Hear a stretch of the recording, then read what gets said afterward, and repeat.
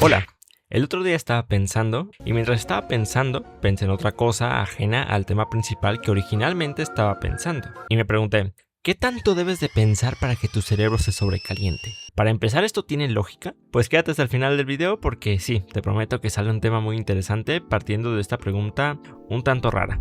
Como ya saben, la imagen de que el cerebro se calienta cuando lo usas de más es un recurso que se suele usar en las caricaturas. Pero ya viéndolo desde la ciencia, ¿qué tanto se calienta el cerebro?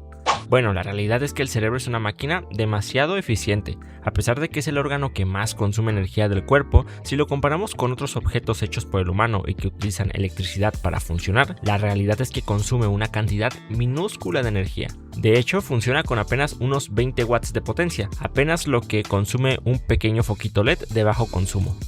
Pero, ¿qué tal que lo comenzamos a poner a prueba? Vamos a utilizarlo a su máxima capacidad. Por ejemplo, intentando resolver el problema matemático más complicado del mundo y de la historia. ¿Qué cambios hay en la temperatura? Sí es verdad que ya podemos ver cambios, pero estos siguen siendo minúsculos. De hecho, para poder medirlos necesitamos maquinaria pesada. Se necesitarían tecnologías como la termometría por resonancia magnética, la cual es una técnica que mide cómo cambian las propiedades magnéticas de las moléculas de agua que hay en el tejido cerebral y son tan precisas que pueden detectar variaciones de 0.1 a 0.2 grados centígrados. Y apenas con este tipo de tecnologías es que podríamos medir el cambio de temperatura que ocurre, el cual es diminuto.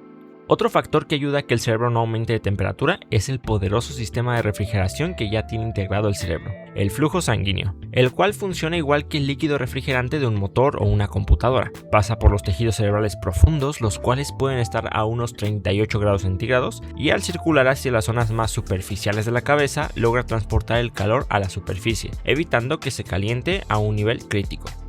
Pero vamos a ponernos más creativos y rompamos algunas leyes biológicas del cerebro. Supongamos que tuviéramos la capacidad de realizar millones de operaciones matemáticas al igual que hace un CPU, y que el calor no va a destruir nuestras neuronas, así que podemos seguir aumentando la temperatura sin problema. Siendo este el caso, ¿se puede sobrecalentar el cerebro?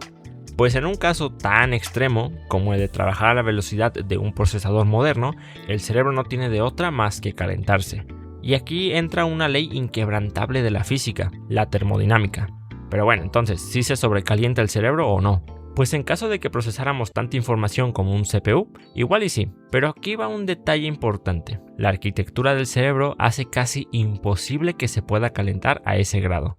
Mientras un CPU necesita hacer millones de operaciones con unos cuantos núcleos, moviendo información a velocidades absurdas, el cerebro es todo lo contrario. Tiene unas 86.000 millones de neuronas que son capaces de trabajar a la vez. Por eso no se necesita mover información a supervelocidades. De hecho, las neuronas mandan señales a una velocidad de unos 200 hercios, millones de veces más lento que una CPU. Pero aún así pueden detectar rostros en milisegundos, generar una idea, controlar el cuerpo para hacer algún deporte o una coreografía y hasta resolver problemas matemáticos complejos. Todo esto sin calentarse y sin gastar cantidades enormes de energía. Es más, con una coca y un pan hasta te sobra. Así que volviendo a la pregunta inicial, ¿qué tanto tengo que pensar para que mi cerebro se sobrecaliente? Ya vimos que tendrías que resolver millones de ecuaciones secuenciales al igual que una CPU, pero es algo que en el día a día seguramente no necesitarías hacer nunca. Una computadora lo necesita hacer para procesar imágenes, video, audio, correr programas, pero nuestro cerebro puede hacer todo esto y sin sudar. Así que no te preocupes, no se te va a quemar el cerebro por usarlo. Por favor, úsalo más. Y mándale este video a tu amigo que necesita oír esta información. Te dejo con una pizca de ciencia y nos vemos en un próximo video.